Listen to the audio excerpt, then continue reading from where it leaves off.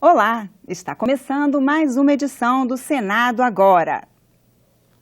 O orçamento da União foi sancionado sem vetos pela presidente Dilma. A decisão foi publicada no Diário Oficial da União desta sexta-feira. 2 trilhões e 68 bilhões de reais é o que o governo tem em caixa. Com esse dinheiro, ele precisa dar conta das despesas obrigatórias, como salários de servidores, e fazer investimentos. Além disso, é preciso economizar para pagar os juros da dívida pública. O governo federal precisa poupar 24 bilhões de reais. Os estados e municípios, 6 bilhões e meio. Essa poupança pode ser facilitada pela recriação da CPMF, que está prevista no orçamento.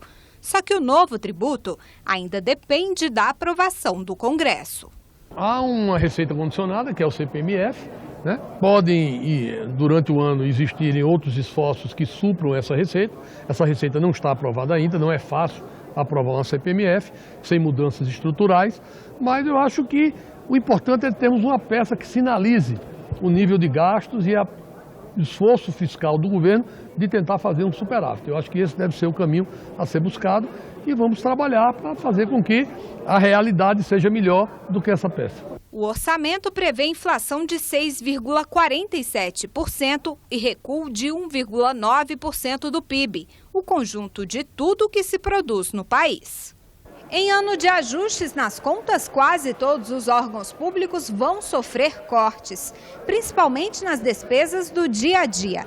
A exceção ficou para os ministérios da Saúde e da Educação, que vão receber mais recursos do que o previsto por conta de emendas apresentadas pelos parlamentares. O orçamento da educação é de 99,8 bilhões. A saúde vai receber 118 bilhões e ganhou ainda um reforço de 500 milhões para combater o Aedes aegypti, mosquito transmissor da dengue e do Zika vírus. Mas os cortes vão afetar programas prioritários para o governo, como Minha Casa Minha Vida e o Pronatec, Programa Nacional de Acesso ao Ensino Técnico e Emprego. Já o Bolsa Família foi preservado. O programa vai ter 28 bilhões de reais para atender a 14 milhões de famílias. Eu estou absolutamente tranquilo quanto à tarefa que nós realizamos. Foi um orçamento em que o governo pretendendo gastar e o Congresso pretendendo segurar a despesa, diferente de todos os outros que nós votamos até agora, onde o Congresso queria gastar e o governo queria economizar.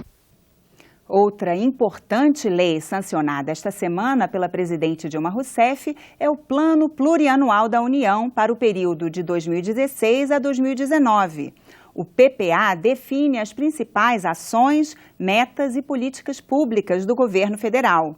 De acordo com o texto aprovado pelo Congresso e sancionado pela presidente, nos próximos 4 anos são prioridades o Plano Nacional de Educação, o Programa de Aceleração do Crescimento e o Plano Brasil Sem Miséria. A presidente Dilma também sancionou com vetos a lei que prevê a regularização de dinheiro depositado no exterior ilegalmente. A norma é uma medida do ajuste fiscal e foi aprovada pelo Congresso em dezembro do ano passado.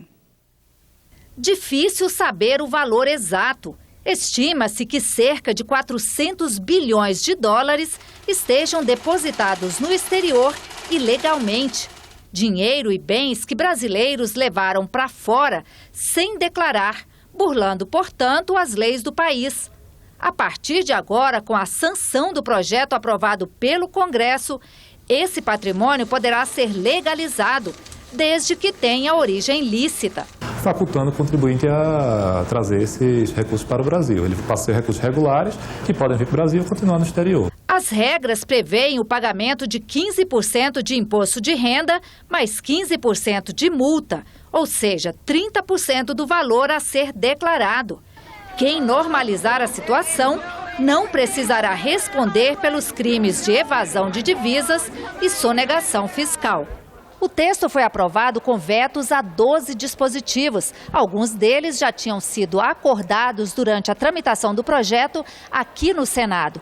Foram excluídos da lei, por exemplo, o parcelamento do valor da multa e do imposto, a regularização de bens como joias e obras de arte e ainda o retorno ao Brasil de recursos que estão no exterior em nome de terceiros, ou seja, de laranjas. A presidente Dilma também vetou a possibilidade de o dinheiro arrecadado com as multas ser repartido com estados e municípios. Recurso extra que eles já contavam para enfrentar o momento de crise.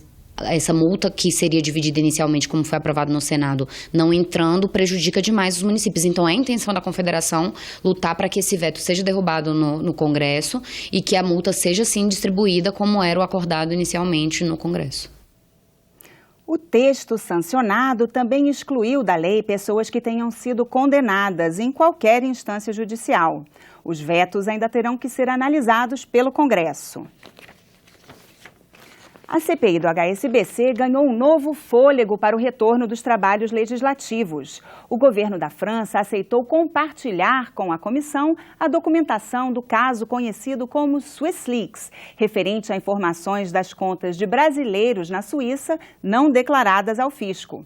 Os dados dos mais de 8.000 correntistas devem chegar nos próximos dias e a CPI não poderá divulgar essas informações. O senador Randolfo Rodrigues, vice-presidente da comissão, conversou com a Rádio Senado. Com o compartilhamento dos dados agora, a CPI tem tudo para avançar nas suas investigações e para ter conclusões eficazes. A CPI caminhava para ser uma enorme vergonha. Agora tem uma sobrevida para ela. Primeiro, nós confirmaremos que os brasileiros que tinham contas nessa agência do HSBC no exterior. Segundo, vamos apurar quais e como dessas contas poderiam ser irregulares, ilegais, em relação à legislação brasileira. Esta edição do Senado Agora fica por aqui. Você terá outras informações a qualquer momento em nossa programação. Obrigada pela companhia e até a próxima.